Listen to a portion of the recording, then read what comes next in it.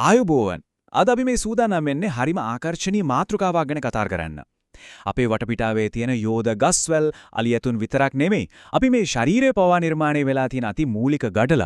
එහෙමත් නැත්නම් ජීවේ මූලික තැනුම එකකේ ගැනයි අද මේ විග්‍රහයෙන් අපි කතා කරන්නේ. මේ අන්වීක්ෂීය ලෝකය හරියටම අතිශය කාර්යබහුල කර්මාන්ත ශාලාවක් වගේ. ඉතින් අපි දැන්ම ඒ අපූර්ව කර්මාන්ත ශාලාව ඇතුළට ගිහින් බලමු නේද?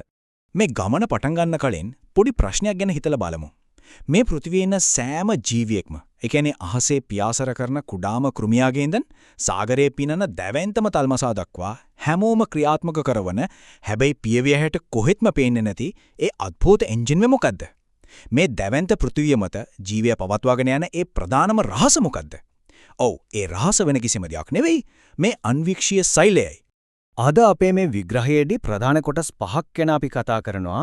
පළමුවෙනියට සෛල සොයාගත් හැටි, දෙවනුව සෛල වාදය, තුන්වෙනියට ශාක හා සත්ව සෛල අතර වෙනස, හතරවෙනියට සෛලයක තියෙන ප්‍රධාන ඉන්ද්‍රියකා මොනවාද කියන එක සහ අවසාන වශයෙන් සෛල විභාජනය හා වර්ධනය ගැන. පළවෙනි කොටස සෛලය සොයා ගැනීම. මේක ඇත්තටම විද්‍යා ඉතිහාසයේ සිද්ධ වුණු දෙවැන්ත ඓතිහාසික හෙළිදිරව්වක්. කාලයත් එක්ක මේ ගැන අපේ අවබෝධය වෙනස් වුණු හැටි හරිම පුදුමසහගතයි. වර්ෂ 1660 දී රොබර්ට් හුක් කියන විද්‍යාඥයා තමන්ම හදාගත්තු සරල අන්වීක්ෂකයකින් මියගිය කිරළ ශාකයක පටකයක් නිරීක්ෂණය කළා. එතනදී එයා දැක්ක මීවදයක හැඩැති කුඩා කුටි තමයි සෛල විදිහට මුලින්ම නම් කළේ. ඊට පස්සේ සෑහෙන කාලයකට පස්සේ, ඒ කියන්නේ 1838 දී විතර තමයි ශ්ලයිඩන් සහ ශ්වාන් කියන විද්‍යාඥයින් දෙපළ සෛලවාදය ලෝකෙට ඉදිරිපත් කරන්නේ. මේක විද්‍යාත්මක චින්තනයේ ඇත්තරම ලොකු පිම්මක්. දෙවැනි කොටස සෛලවාදය නැත්නම් ජීවයේ කුළුණු. මෙතනදී අපි සෛලවාදයේ තියෙන ප්‍රධාන කරුණු තුන හරියටම තේරුම් ගන්න එක ගොඩක් වැදගත්. පළවෙනි එක තමයි සෛලය කියන්නේ ජීවයේ ව්‍යුහමය වගේම කෘත්‍යමය ඒකකය කියන එක. දෙවෙනි කරුණ කුඩාම බැක්ටීරියාවේ ඉඳන් දැවන්තම ගස් දක්වා හැම ජීවියෙක්ම හැදිලා තියෙන්නේ එක්කෝ එක සෛලයකින් නැත්නම් සෛල විශාල ගණනයකින් කියන එක. තුන්වෙනි සහ වඩාත්ම සිත් ගන්නා කරුණ තමයි ඕනෑම අලුත් සෛලයක් හැදෙන්නේ ඒ වෙද්දිත් තියෙන පරණ සෛලයක් විභාජනය වීමෙන් විතරයි කියන එක. ඒක හරියට කවදාවත් නොකැඩෙන ජීවයේ දාමයක් වගේ.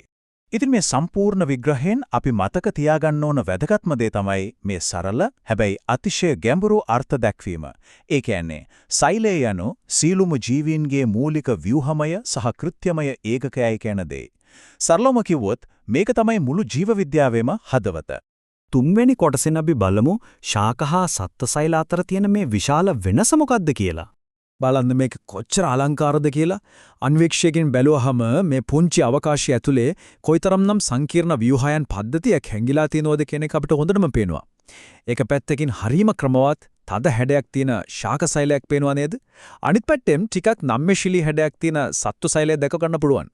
මේක ඇත්තටම ස්වභාවධර්මී තවත් එක අපූර්ව කලා නිර්මාණයක් වගේ. මේ දෙපාර්ශ්වයේ අතර තියෙන ව්‍යුහාත්මක වෙනස්කම් මෙතනින් අපිට පැහැදිලිවම අඳුනගන්න පුළුවන්. සත්ව සෛලවල පිටතින්ම තියෙන සෛල පටලය. න්‍යෂ්ටිය හරියටම මැද පිහිටලා තියෙනවා. ඒ වගේම ලොකු රික්තක මේ වගේ දකින්න නැහැ. හැබැයි ශාක සෛල දිහා බැලුවහම ඒවට පිටතින් අර දෘಢ සෙලියුලෝස් සෛල බිත්තියක් තියෙනවා. ඒ වගේම විශාල මධ්‍ය රික්තකයක් තියෙන නිසා සෛල ප්ලාස්මය ගොඩක් වෙලාවට පරියන්තයට, ඒ කියන්නේ අයිනටම තල්ලු වෙලයි තියෙන්නේ. වැදගත්ම දේ තමයි තමන්ගේ කැම තමන්ම හදා ගන්න ඕන නිසා මේ හරිතලව දකින්න ලැබෙන්නේ ශාක සෛල විතරයි. හතරවෙනි කොටස ප්‍රධාන සෛල ඉන්ද්‍රියිකා. මේක හරියට පුංචි කර්මාන්ත ශාලාවක් කිව්වොත් නිවැරදි. ප්ලාස්මා පටලය කියන්නේ හරියට මේ කර්මාන්ත ශාලාවේ ප්‍රධාන ආරක්ෂක ගේට්ටුව වගේ. මේක අර්ධ පාරගම්‍යයි. ඒ කියන්නේ සෛලයට ඇතුළු වෙන සහ පිට වෙන හැම දෙයක්ම පාලනය කරන්නේ මේ පටලයෙන්. ඊළඟට ඇතුළට ගියාම තියෙන අර ජෙලි වගේ තරලය තමයි සෛල ප්ලාස්මය කියන්නේ. ඒක හරියට කර්මාන්ත ශාලාවේ බිම වගේ. අනිත් සියලුම යන්ත්‍ර එවන් නැත්නම් ඉන්ද්‍රියක රැඳිලා තියෙන්නේ මේ සෛල ප්ලාස්මය උඩයි. අපි කලින් කතා කළා වගේ ශාක සෛලවලට අමතර ආරක්ෂාවක් ඕනේ. අන්න ඒකට තමයි මේ සෛල බිත්තිය තියෙන්නේ. ශාක සෛලවල විතරක් දකින්න ලැබෙන මේ තද ආවරණය හැදිලා තියෙන්නේ සෙලියුලෝස් වලින්. ශාකයකට අර තද ගතියක් වගේම නිශ්චිත හැඩයක් ලැබෙන්නේ මේ ශක්තිමත් බිත්තිය නිසායි. දැන් ඕනෑම කර්මාන්ත ශාලාවකට ප්‍රධාන පාලන මැදිරියක් තියෙන්නම ඕනනේ. මේ මැද දිලිසෙන ආකර්ෂණීය ව්‍යුහය තමයි න්‍යෂ්ටිය කියන්නේ. සෛලයේ පාලන මධ්‍යස්ථානයේ විදිහට වැඩ කරන්නේ මේ න්‍යෂ්ටියයි. සෛලයේ සියලුම ක්‍රියාකාරකම් පාලනය කරන ඥාන ඇතුළත් වර්ණ දේහ තියෙන්නේ මෙතන තමයි. මුළු සෛලයම සම්පූර්ණයෙන්ම මෙහෙවන්නේ මේ මැදිරියෙන්. කර්මාන්ත ශාලාවක් වැඩ කරන්න නම් අනිවාර්යම බලශක්තිය ඕනේනේ. සෛලයේ තියෙන ප්‍රධාන බලශක්ති ජනක යන්ත්‍රය තමයි මයිටොකොන්ඩ්‍රියම. මේකට සෛලයේ ජවපොළ කියලා කියන්නේ අන්න ඒ නිසයි. සෛලයේ සියලුම ජෛව රසායනික ක්‍රියාවලීන්ට අවශ්‍ය කරන ශක්තිය නිපදවල ලබා දෙන අතිශය වැදගත් කාර්යය ඉටු කරන්නේ මේ මයිටොකොන්ඩ්‍රියම හරහායි. අපේ මේ කර්මාන්ත ශාලා චාරිකාවේ අවසන් යන්ත්‍ර දෙක තමයි රයිබෝසෝම සහ අන්තර්ප්ලාස්මීය ජාලිකා. රයිබෝසෝම කියන්නේ සෛලයට අවශ්‍ය ප්‍රෝටීන් නිපදවන එකලාස් කිරීමේ ඒකකවලට.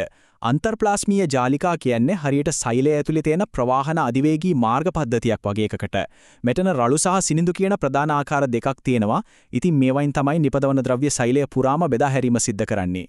පස්වන සහ අවසාන කොටස සෛල විභාජනය සහ වර්ධනය. ඒ කියන්නේ මේ කර්මාන්ත ශාලාවේ ව්‍යාප්තිය.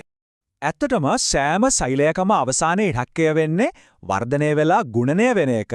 සෛලයක් හොඳට වර්ධනය වෙලා පරිණත වුණාට පස්සේ ඒක තවත් අලුත් සෛල දෙකක් විදියට බෙදිලා යනවා.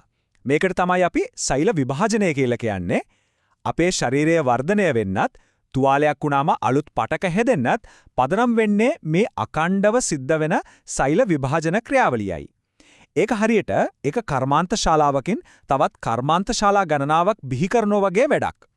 ඉතින් අද අපි ගොඩක් දේවල් කතා කළා නේද? මේ කරුණු ටික ආයෙත් සැරයක් ඉක්මනින් සාරාංශගත කරමු. ප්‍රධාන වශයෙන් කරුණු තුනක් අපිට මෙතනදී තේරුම් ගන්න පුළුවන් වුණා. පළවෙනි එක සෛලය තමයි සජීවී ලෝකයේ මූලිකම ව්‍යුහමය හා කෘත්‍යමය ඒකකය. දෙක සෛලයක් ඇතුලේ තියෙන මේ විවිධ ඉන්ද්‍රියක හරියට කර්මාන්ත ශාලාවක විවිධ අංශ වගේ විශේෂිත වුණු රාජකාරී ටිකක් ඉටු කරනවා. තුන්වෙනි එක සෛල විභාජනය මගින් තමයි ජීවින්ගේ වර්ධනය වගේම ගුණනය වීම සහතික කරන්නේ. මේ මූලික સિદ્ધාන්ත ටික තමයි ජීව විද්‍යාවේ ප්‍රධානම පදනම වෙන්නේ. අපි මේ විග්‍රහය අවසන් කරන්න කලින් මේ ගැනත් පොඩ්ඩක් හිතලා බලමු. පියවි ඇහැටවත් පේන්නේ නැති එක තනි සෛලයක් ඇතුලේ මෙච්චර සංකීර්ණ මෙච්චර සැලසුම් සහගත යන්ත්‍ර සූත්‍ර ක්‍රියාත්මක වෙනවනම් මේ මනුස්ස ශරීරයක් නිර්මාණය කරලා තියෙන ට්‍රිලියන ගණනක් වුණු සෛල එකතුව ඇතුලේ තවමත් අපි හොයාගෙන නැති කොයි තරම්නම් විශාල අద్భుත විශ්වයක් හැංගිලා ඇත්ද? ඒ විස්මිත අන්වේක්ෂීය ලෝකයා ගැන තවදුරටත් හොයලා බලන්න අද කතා කරපු මේ කරුණු ලොකු පදනමක් වෙයි කියලා අපි විශ්වාස කරනවා. ඉතින් අද අපිත් එක්ක මේ විදිහට එකතු වුණාට බොහොම ස්තුතියි.